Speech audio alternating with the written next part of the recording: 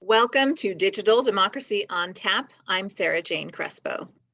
Is democracy a simple thing? It sounds easy. One vote for each citizen, each election, and we're all represented, right? There are a lot of details that seem to get in the way, though. Tonight, we'll discuss trust in our democracy and find out how we might strengthen it. On our panel, Wichita State political science professor Brian Amos, Sedgwick County's new elections commissioner Angela Caudillo, founder of Loud Light Davis Hammet, and Destination Innovation Program Manager Alondra Lerma. Welcome to all of you. Over the next hour, please send us questions through Facebook, or you can email us right now at info@kmuw.org. When we talk about having faith in our democratic system, one of the first things to come up is election security, and this is often played against election access. For a true democracy, we would need both. Angela, can you start us off here with a look at what Sedgwick County is doing to make elections secure and to provide the best access that's possible? Sure. Well, when we talk about election security, what we're really talking about is that the voters' votes are represented, and that the results that we get out of elections match exactly the voters' selections. And so there's a lot of ways we can do that. For us, election security, we can talk about physical security. We also can talk about process security. So those are some different things that we have in place. And then when we talk about access, that's kind of twofold. We're talking about making sure that people have the ability to register to vote, and that those voters are able to cast their ballots on election days. Okay, so have there been some changes that Sedgwick County has made recently as far as those different elements, the maybe number of polling locations, that sort of thing? Or are we in pretty much the same boat that we were in last year, for example? Well, as far as polling locations are concerned, actually for this election, I think we are down one polling location. One of our locations was a health department, and they have some other things going on right now. They were not able to be a polling location. But in Sedgwick County, we have many ways for voters to be able to cast their ballots. So there is an advance by mail process, and voters can request a ballot by mail, either individually per election, or there's also, if someone is not able to go in person and vote, because of some type of physical or medical condition, they're able to request to be on that list permanently and get a ballot sent to them. So those go out in the mail, and then voters have the ability to return those. They can come and drop them off at our office in person during normal business hours. They can drop them off at any of our drop box locations. So those were new for 2020. And I believe we have 14 throughout the community. They can mail their ballot back in, and that needs to be mailed by election day and received in our office by the Friday after election day. Or that advanced ballot they can take and actually drop off on election day at any of those polling sites. And I believe they can also do the same thing with the advance in-person, the early in-person voting centers. There's a particular box that those can go in. In addition to that, voters have the ability to cast their ballot early in person here in the election office, and that starts October 18th during normal business hours through noon on November 1st. Then we additionally have locations throughout the community that are early voting centers where voters can go and cast their ballots there. That starts October 28th and 29th. It's 10 to 7. And then on the 30th, it's from 9 to 4. So there's many, many ways that a voter can cast their ballot. And that's all pre-election day, right? So again, voters in Sedgwick County have the opportunity to go to their designated polling place on election day and cast their ballot there as well. I remember last year talking about the election season, that it's not election day so much anymore as it is a whole season leading up to the election. So it sounds like that kind of trend is continuing. That's true. And I'll put in our little plug. Today is the last day to register to vote. So if you have not registered, you can still do so up through, I think, 11:59 tonight. You can do that online at chaosvotes.org. You can go to our website and click on a link to get that application downloaded.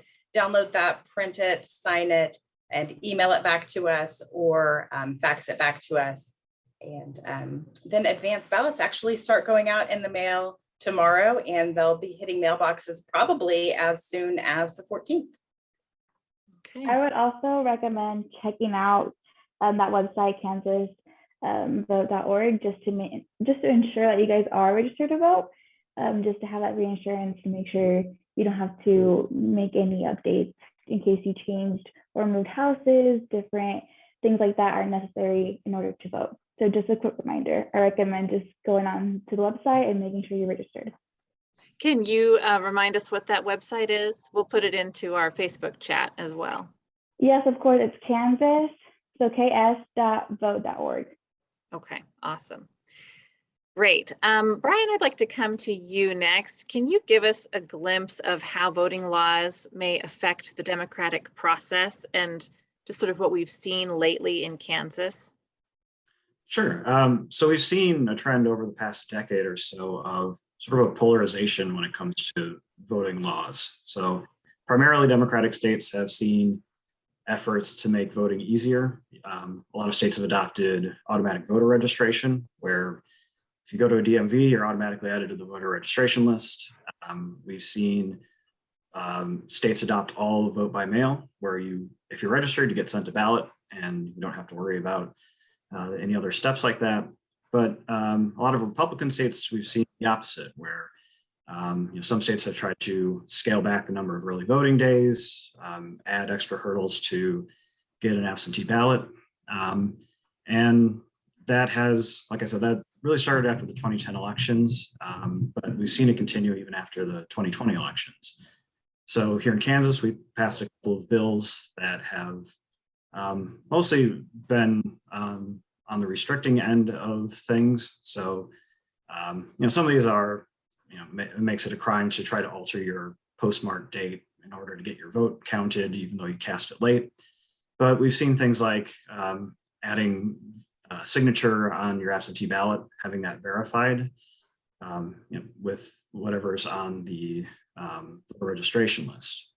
And we've seen that in other states where a lot of ballots will get rejected, even though they're being cast by valid voters. There's an issue of, how consistently do you sign your signature?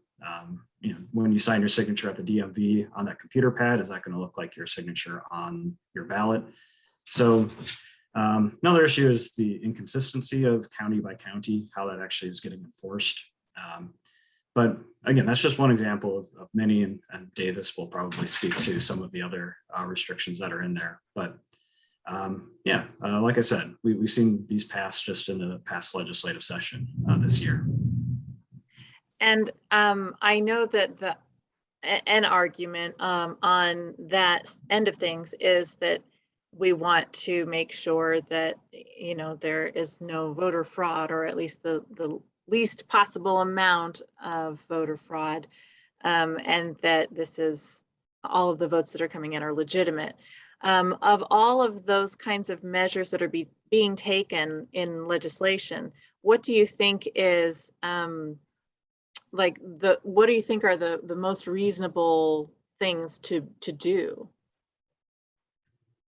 Well, some objections to the bills that have passed is that this is sort of a solutions in search of a problem, because Secretary of State declared that we didn't really have serious issues with election security on this. So obviously people want to have trust in elections, and I think what we have in place now has been pretty good.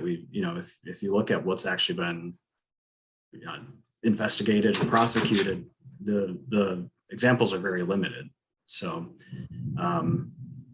that's always the question these past 10 years. Why are these new rules necessary? Okay. Let's come to you next, Davis. And Loud Light is, of course, working to increase voter access and engagement, especially among young people. How do the courts play into this? Sure. So as Brian mentioned, really beginning in 2010 is when we saw a new wave of voter suppression begin in the United States. So right away in 2010, we saw the election of former Secretary of State Chris Kobach, and he came in and did a massive overhaul of Kansas's election system, all in the name of preventing voter fraud.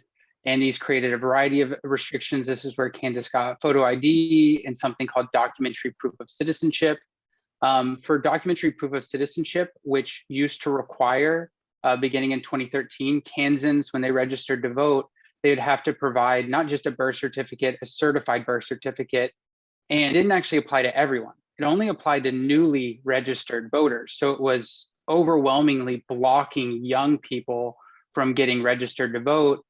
That went to the courts. The American Civil Liberties Union had sued. It went all the way to the US Supreme Court, who rejected hearing it. And essentially the outcome of that case was a 3-week trial where voter fraud was really on trial. And the Secretary of State was unable to show that there was any substantial voter fraud. But the ACLU showed that over 30,000 Kansans were being blocked from voting by that law. And this was when it had only been in effect for a couple of years. And that was ultimately struck down as unconstitutional voter suppression, which means, for example, the 2014 and 2016 elections happened in Kansas under an unconstitutional voter suppression regime in the state. You fast forward and there's a variety of what I would argue are voter suppression tactics, and increasingly the courts have sided with that. You know, we've had issues with provisional ballots. Brian mentioned the signature rejection issue. For all of history, Kansas, while it was rejecting ballots before, and it would say the signature doesn't match, it wouldn't even inform people that their ballots were being rejected. That's an issue we worked to highlight in 2018. And in 2019, luckily, the state legislature actually fixed that. And now if they claim your signature doesn't match, they have a mandatory, they have to attempt to contact you and let you cure that. But I also believe the legislature only did it because it was clear that a lawsuit was coming, because it was clearly unconstitutional that thousands of ballots were being thrown out just based on, you know, again, there's a huge variance county by county, where some counties do a lot of due diligence on these election processes, really want to make sure that if they're going to reject a ballot, that they're certain that it should be rejected. And some counties are a little more laissez-faire, very casual about, you know, it's just someone's kind of snap judgment. So there have been a variety of election issues. I actually felt like the last couple of years, I think we started heading again in the right direction. But then this last legislative session was really intense, and we saw over a dozen policies passed that I would argue are voter suppression policies, including one that can charge anyone with a felony if someone mistakes them for an election official. So for us, we do voter registration work, and all it would take is someone saying, you know, oh, I thought they were an election official, and you could be charged with a felony. We're Loud Light, along with the League of Women Voters of Kansas, Kansas Appleseed, and other groups are right now in state court suing over that law. So really, I mean, again, beginning in 2010, it's just been kind of election warfare. And the really unfortunate thing is that this gets caught up in Democrat versus Republican, and politicians tend to, you know, try to suppress certain things or give access to certain voters that they think will vote for them. But the idea that it's election security versus access is kind of a misnomer. A lot of times when you're improving access, you're also improving security at the same time. I wonder if you can help walk me through at least what your perception of this is, because Brian had mentioned that these the voting legislation that is happening that limits access and that sort of thing, that this is largely happening in Republican-held states. But it seems that if it's already a Republican-held state, why would the Republican legislators want to limit it? I mean, are they making, I don't know what I'm asking. I guess, are there some trends that are worrying them about the way young people are voting, or why would this be happening when Kansas is pretty safely a red state? It's really part of a national trend, right? After the 2020 election, what's often referred to as the big lie, that former President Donald Trump had actually won. And there were a variety of accusations that he threw out and many Republican politicians amplified that were really baseless. I mean, in the legislative session, the elections committee in Kansas often kind of verged on almost really straight up conspiracy theories at times. And that is true, right? In Kansas, Republicans actually made substantial gains in 2020. They now have a super majority in both the state House and state Senate, yet they were coming in and rushing through a variety of restrictions. And often there would be no one supporting these in the state House, no one giving testimony in support. It would be all opposition, but the bills, still were pushed through. And we're really seeing this across the country. I work with people all across the country and collaborate with, Mississippi, Montana, other states where, despite whatever the politics of the state are, if there's a Republican dominated state legislature, we're seeing massive voter restrictions being passed all across the country. Well, let's come to you now, Alondra, and thank you for that, Davis. Alondra, can you share a bit about Destination Innovation and its voter engagement projects that you're working on? Yes, of course. So Destination Innovation is a corporation incorporation that began due to Marquis Atkins. It used to be separate groups and then paired it under one branch. We have 3 different camps. One is called Progeny, which works specifically in criminal justice reform, and it's a group of young people who are talking about legislation. They are in the places and at the table where these major rules and regulations are being passed about the criminal justice system, as well as we also have a Camp Destination Innovation, which is a summer camp weekend. It's I believe it's 3 weeks long, and that is more of the entrepreneurship to teach kids that they can use their ideas, apply them, and go out and make a business out of it. We also have another where I work with predominantly, which is with Power, and this is our youth-led civic engagement group. And with this, we go canvassing. We do a lot of candidate forums. We participate and work with League of Women Voters, and we work with Loud Light and Times as well. We work with a lot of people across Wichita and across the state, and across other states as well. So that's pretty much what Destination Innovation is. It's just a branch that connects all 3 youth-led organizations, and it helps us work together and share the work. Is there a lot of activity going on today, even though this isn't a big election year? There is a lot of activity. We started pushing forward. We have a couple events coming up. We have Vote Mob, which is a big thing that we do. What we try to do this year is a little bit different because of COVID. Last year we didn't get to do one because of COVID as well, but we're trying to adjust and be social distance, be respectful of other spaces.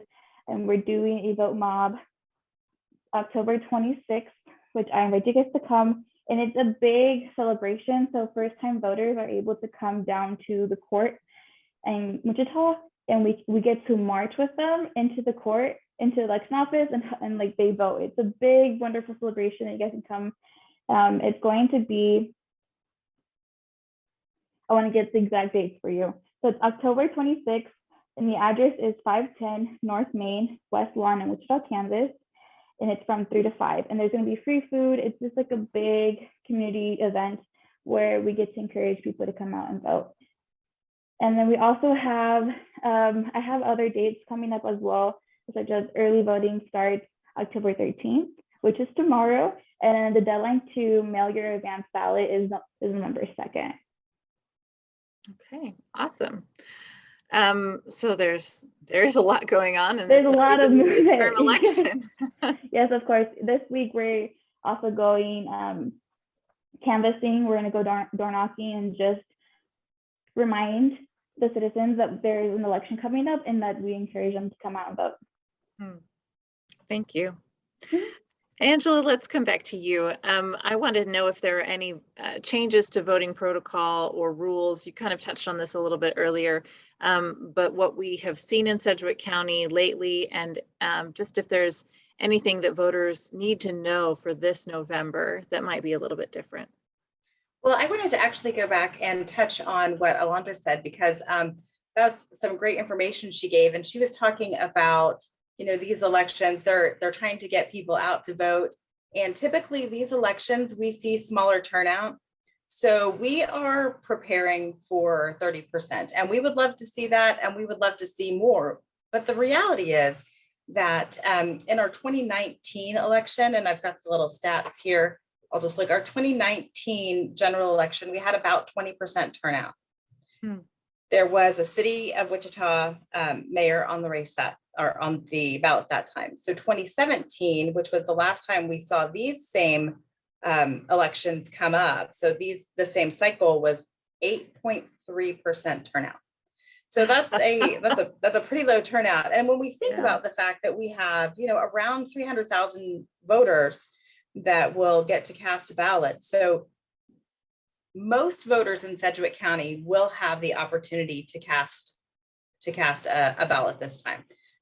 We've got, I think, 20 cities have some type of election. I think it's 18 school districts, 5 improvement districts, and 2 drainage districts. So these are local, close to home races. Oh, and there is one special question on the election. I think Garden Plain has a sales tax question. So there's a lot going on. A lot of people have the opportunity to cast a ballot.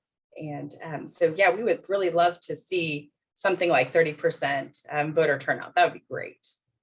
So what is on the ballot for Wichita? The city of Wichita has city council races. There's also USD 259, but a lot of Wichita residents cross into other school districts. So out of those 18 school districts, like I said, pretty much most people in Sedgwick County will have something to vote on. I think that some Wichita residents may have a drainage district. So there's just a lot going on. And some of those smaller races like drainage districts and improvement districts, sometimes there's not even someone on the ballot. A lot of those races end up being write-ins. So a lot of good reason to go out and vote. The ballot won't be too terribly long. But all of those races are important to take a look at. Like I said, they're close to home, and we just love to see people get out and vote. So it'll be quick, and probably the lines won't be very long, and a quick stop on your way to or from work or on your lunch hour, something like that. Yep. Well, and of course, we always encourage people, if they're interested, to get out and vote early. You know, our early vote centers in Sedgwick County, you can cast your ballot at any of those, no matter where you live in Sedgwick County, if you have a race. And I should say, people can go to Voter View and look and view their sample ballot.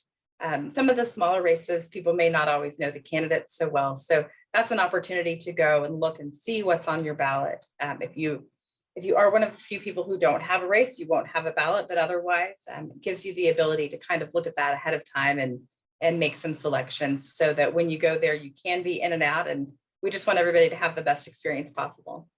And what was that website again? We should put that on our. So let's see, it is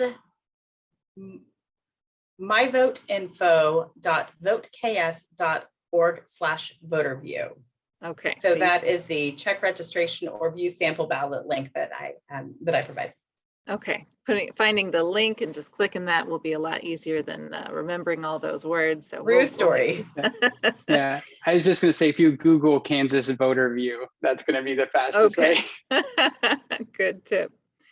All right. Well, yeah, and I remember talking with people over the years about just how much more impactful those local elections are on your day-to-day life, and the people on the school board, how much they really affect what ends up happening. Should we have a pandemic and the decisions need to be made, or whatever it is. So yeah, that's all real good information. I'd like to play a clip that was shared with me by Abigail Sensky of the Kansas News Service and get into this topic of redistricting. And Brian, I'd like to get your thoughts on the other side of it. So here is that audio. So this really comes down to how lawmakers draw the maps so that each one has basically the same population.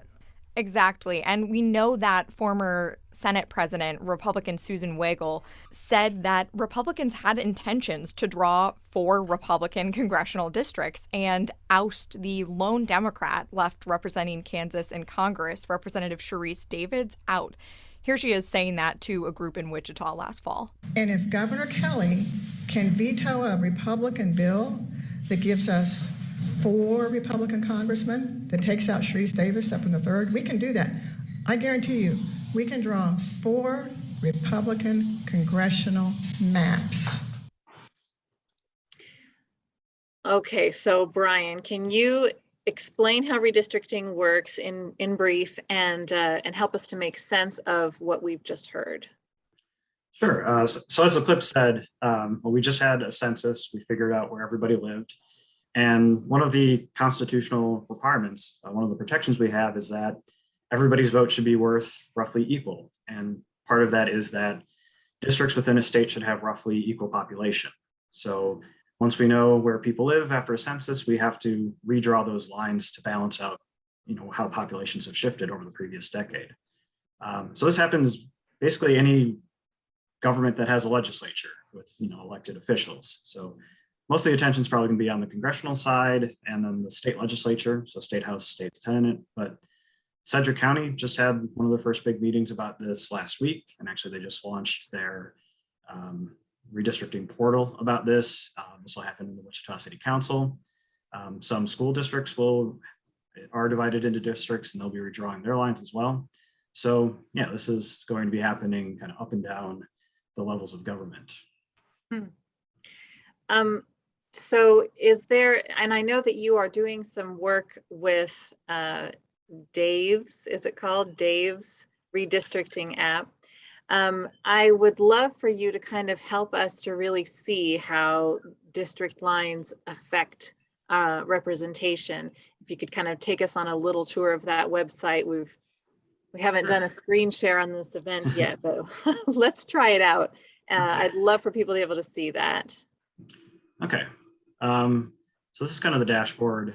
If you register an account and log in to Dave's, you won't see these maps because I have maps here, including the new Sedgwick ones. But if you choose to make a new map and give it a name, let's just call this KMUW, and choose Kansas, by default, it'll fill in all of the entries for a congressional plan.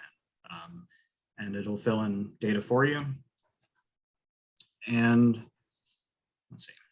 And this is something that anyone can go on the internet and do and actually see how district lines, reworking them kind of affects representation. Yeah, there are guides to help you go through this, but it's relatively painless to do this. So if once you create a new map, it'll show you Kansas, and these are all the precincts in Kansas. So kind of the voter precincts. You can see over here, we have 4 districts because Kansas has 4 congressional districts, and you can kind of alternate through working with them.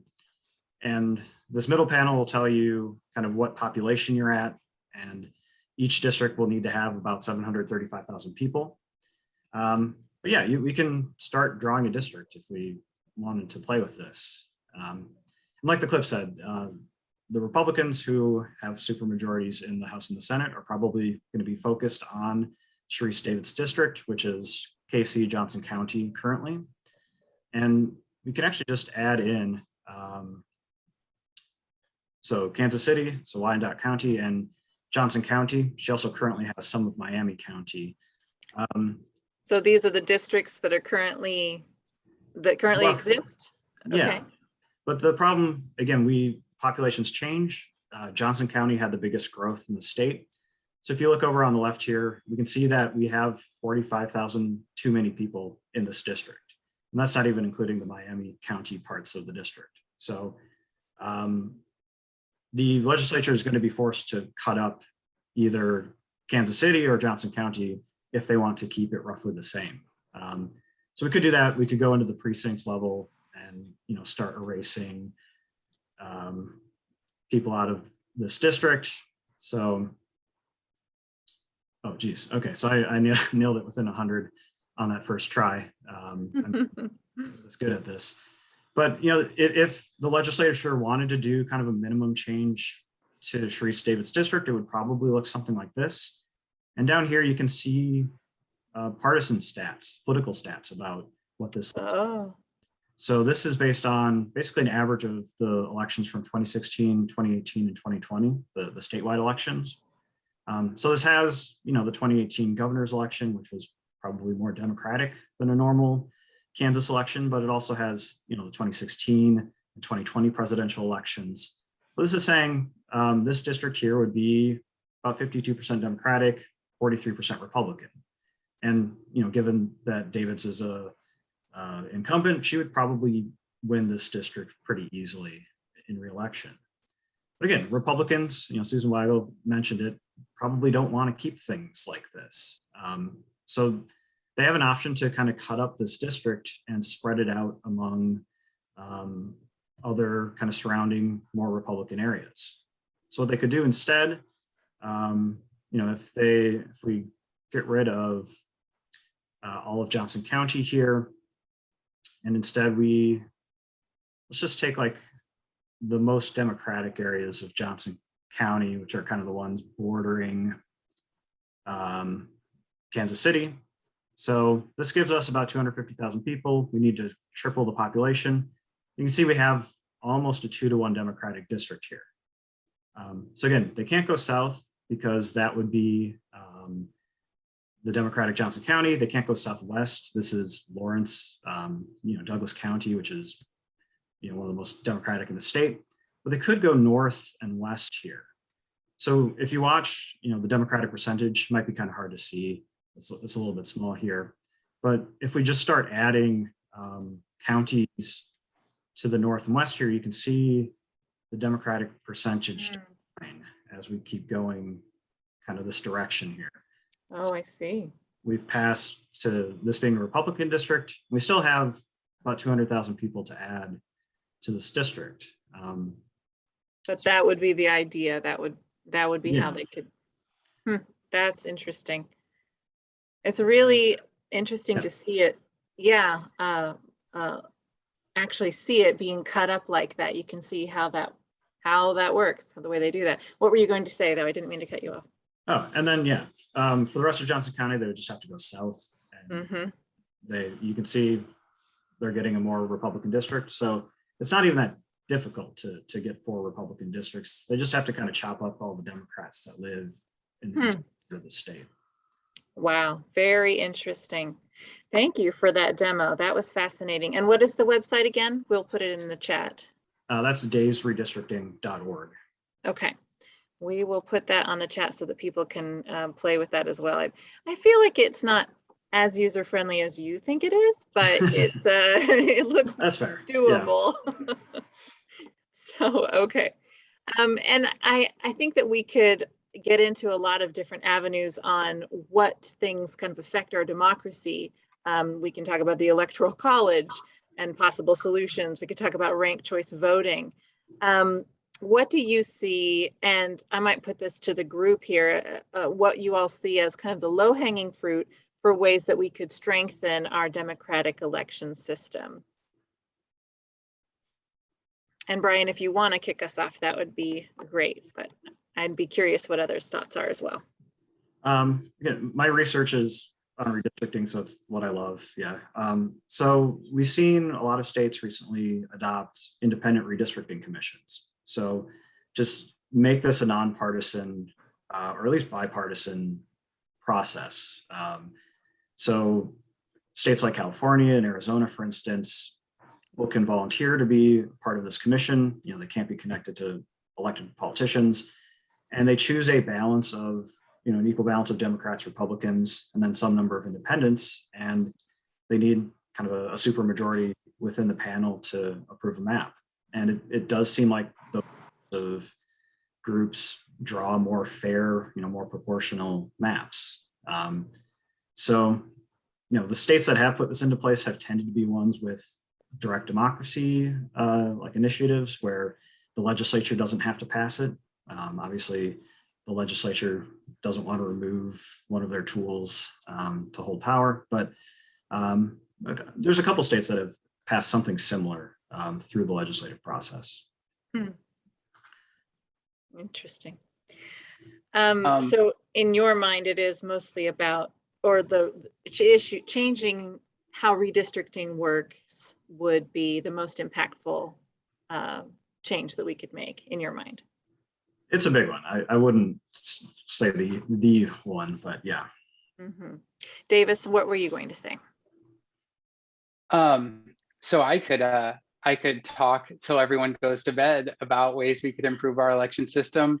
But one big one I want to mention, especially since there's another youth advocate here, is Kansas doesn't have election day registration. In fact, we have a 3-week cutoff. It used to only be 2-week cutoff, by the way, until that was part of Chris Kobach's policies, as he made it 3 weeks and got it passed through the legislature. That disproportionately, again, blocks young people from voting. Most normal people don't think about elections until they're like, oh, wait, that's about to happen.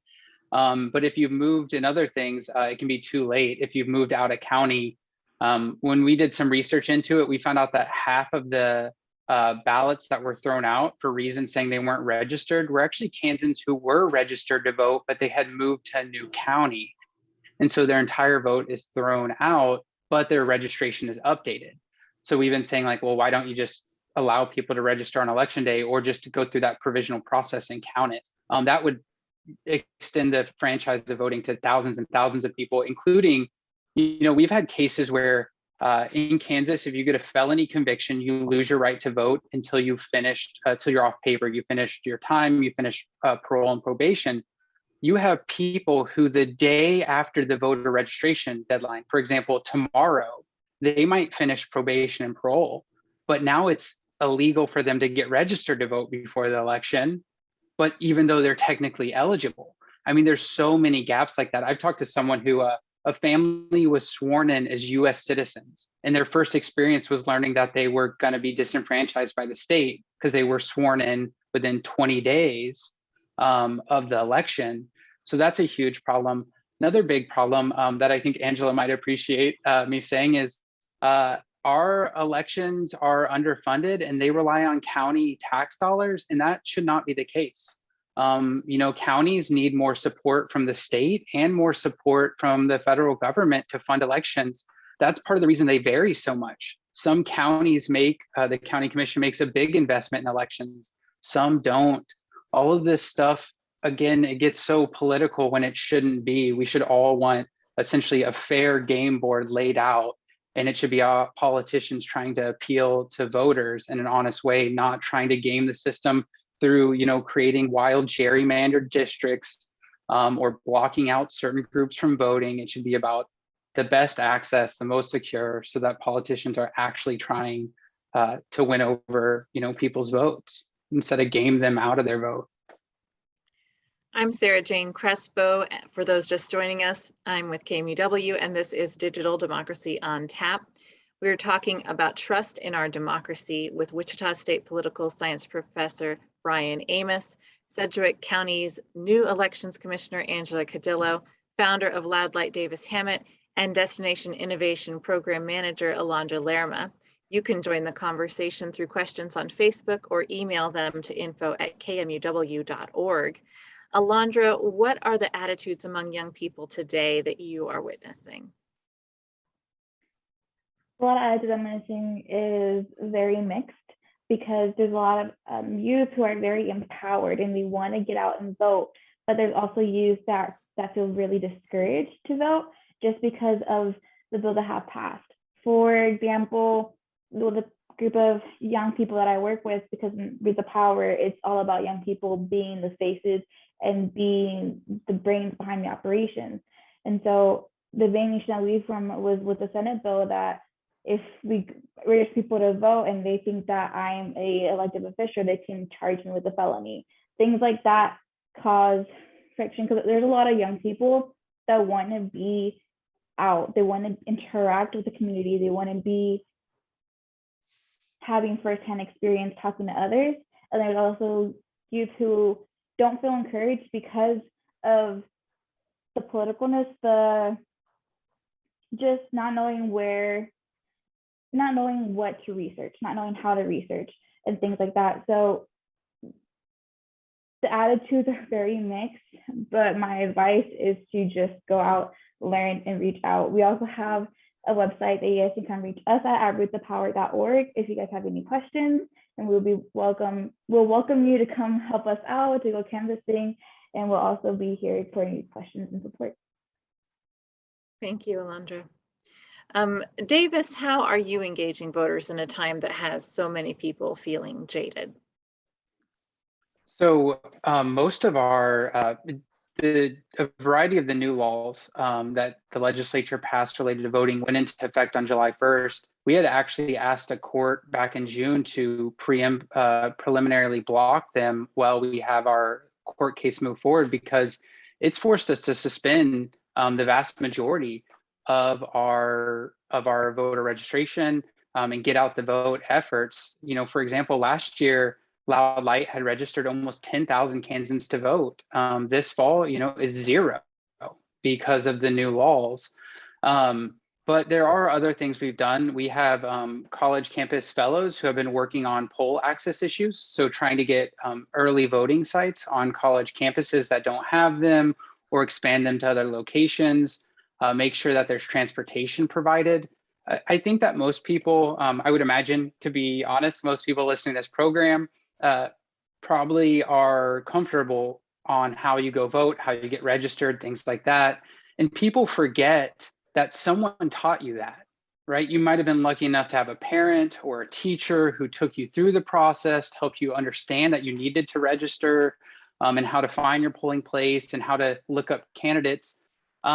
So many young people don't get that, right? So many schools don't provide that. And whenever civic engagements organizations aren't able to do their work, it has a real impact. You know, increasing youth turnout is a whole society project, right? It's the school stepping up, it's community groups stepping up, community leaders stepping up. But we're focused around college campus turnout, but a lot of what we're doing really right now is the lawsuits to try to get these laws cleared up so we can get back out there in the field, because you have to meet a young person where they are to get them registered, right? Like you have to catch them before they're going to a concert or if they're walking to class or whatever it is. Because most people, again, don't think about this stuff. And then it will be election day. I can't tell you how many times it's been election day. And, you know, I talk to someone, they're like, oh, well, okay, I'll go vote. And I'm like, well, are you registered? Well, you can't now, right? So again, these are kind of also why we need something like same-day registration. But yeah, it really takes a village, and should be a big drive, honestly, for all of us, because again, whenever you vote, you're making an investment in the future of your community. And I think whenever we make it more difficult for young people to vote, we encourage them to become disinvested from our communities and to leave Kansas, because if they don't feel like they have a stake in the future of deciding the future of a place they leave. You may have just answered the question that I was about to ask you next, is if you think that cynicism and that fatigue and apathy are getting in the way of our democracy. I mean, I think absolutely. And so for example, I can tell you about a variety of things that I think Kansas does a good job of. And I can tell you, various counties that I think had big mess ups, it depends on how relative that is, but had messed up some things. And there were even some concerns about elections last year that I didn't raise as much, because there is so much cynicism that it concerns me when people decide to stay home, because you can suppress people from voting by making it harder for them, or you can just make them believe that it doesn't matter at all. And either way, some people, certain people might benefit from that. So balancing, the cynicism with action, it is really difficult. And one of the biggest things that I've run into now over the last, 5-6 years of doing this work, I'm talking to young people where they're like, my vote doesn't matter. And I'll often tell them like, I agree, your vote doesn't matter for president in Kansas. I'm like, but, here's this local election, your college tuition, how much debt you're going to be in the rest of your life. That's being decided by the state legislature. That's being decided in Topeka, not Washington, D.C., and try to reframe it. And, a lot of state legislative races, a ton of city council races are won by tiny margins. I mean, we're talking 5-10 votes here, and that happens almost every single year. And when you can put it in a local perspective, like, hey, you hit a pothole, well, your city council addresses that in your county commission, and they might only win by 5 votes. Like, also that your vote isn't just your vote, it's your ability to convince other people to vote how you would like, to talk to other friends and get them to turn out. Angela, I'm curious to come to you and ask what you would say to someone who asks you if their vote really matters in, say, a school board election, which we have some of those coming up. Oh, absolutely. And I think that your vote always counts because it's your voice. So I think that's really important to understand, but I haven't had the experience myself, but anecdotally, I do know that many races are separated, as Davis said, by very small margins. And in the end, I know that in the past, there have been drawing names out of hats. You've got write-in elections, you've got contests where people, where for perhaps a role, there's not even a candidate that's filed to be on the ballot. So I think definitely I would tell people that their vote absolutely counts. I mean, and every voter counts as well.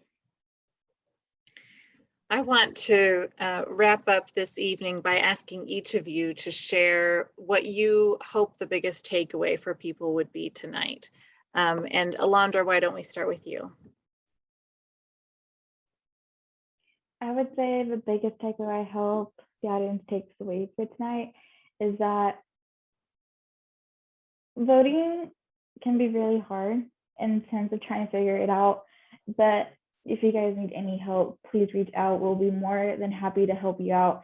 I got help when I was trying to register to vote, figuring it out, and I'm 19. So I'm still trying to figure out what's coming up, who's going to be like in office. So like, I understand, especially to like the youth in the audience, I'm here as a support system, so you guys can come and communicate with me if you guys have any questions. And I guess the real thing I want to say is that your voice does truly matter. And if you don't feel like it does, there's people around you that will remind you. So you're not alone. Thank you, Alondra. That reminds me of when I was first registered to vote. I was in college. I was, going around. It was Final Friday at the time, an art gallery, and there was a voter registration table set up. And I remember like looking back on it, just kind of being very bewildered by the process and the form and having that the individuals at that table who were explaining to me how it worked and what to do and what it meant. And, I looking back, I don't know, when would I have gotten the wind under my sails to go and get myself registered to vote? I'm not sure. So, yeah, so I appreciated that in retrospect, now I can appreciate what it means to have individuals out in the community doing that work. So thank you, Alondra. And Davis, why don't we go to you next? I would just say that fighting for democracy in the United States is a constant struggle, and it varies from the local level to the national level, and that's never going to stop. It's never stopped in the past, and it's never going to stop in the future. So you should be engaged in these things. You should be demanding accessible elections, and you should, get involved in these issues. Talk to your local county elections officials, talk to your state legislators, get to know these people, and really also break down the misconception that the government is this other force. Because as you've seen here tonight, right, the government is people like Angela who are just public servants doing the best that they can, and they would like to many of them would like to hear from you and would like for you to get engaged. And whenever you realize they're people, I think it's easier to get engaged and not really get so cynical, because you start to realize, oh, these are people just like me. I can be helpful to them, or if I'm really opposed to them, I can help defeat them and get them out of office and help someone good get in. Really that you should just be engaged and always stay on your toes, because the worst thing you can do is think, oh, everything's great now, we want it all, and turn off and disengage, because yeah, you always have to fight for democracy. It's like how sporting events, they never end. Every year there are more sporting events, but we like it. Is that a good analogy, Davis? Yeah, that's good. I mean, and we all have skin in this game. Okay, Brian, I want to come to you next, but I just had an audience question pop up here on my feed. And actually, you would be a good person to answer this. It says, what are the panelists' take on ranked choice voting? So, Brian, if you would answer that and then give your last thoughts as well. I think it's interesting. So we've seen Maine adopt ranked choice voting for federal elections. I guess if people aren't familiar with what ranked choice voting is, instead of casting your vote for one person, you say, here's one through whatever. I guess if you voted in the Democratic primary, presidential primary here in Kansas, you saw a little bit of it. And then if your top choice is, kind of the bottom vote getter, your second choice might be counted instead, your third choice. So we've seen, like in Maine, the person with the most first place votes get passed, once the lower vote getting candidates were eliminated. So it does have some interesting results, and it could potentially be something that strengthens third parties and perhaps independent candidates. But it's mostly been implemented at the city level, so we haven't really seen over time what this would look like at the state level. So some of this still needs to be played out. I guess returning to my final thoughts, I would echo what Davis and Alondra said. Democracy is, who shows up? And I think you'd be surprised at how few people show up and voice their opinions and are thorns in sides.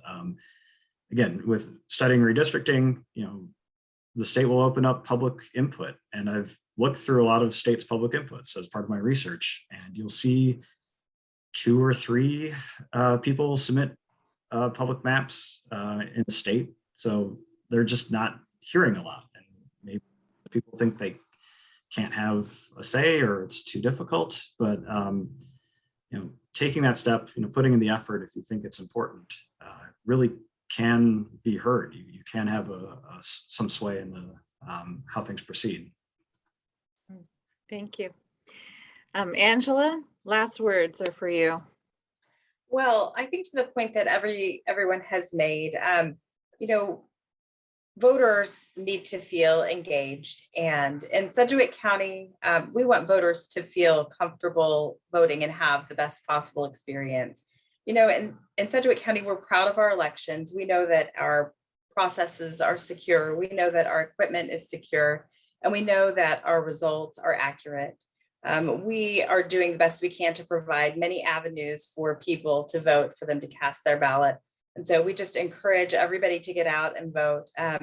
Choose one of those options and help bump that percentage. I'd love to see us get to 30% this time around. Sounds like a good goal. Thank you, Angela. And thank you all for such an informative discussion. I hope you've enjoyed our program. This Digital Democracy on Tap conversation is sponsored by Susan and Leon Mader of Mader and Associates. I'm Sarah Jane Crespo. Thanks for joining us, and tell your friends and family that they can watch this conversation on our website, kmuw.org, under the Events tab.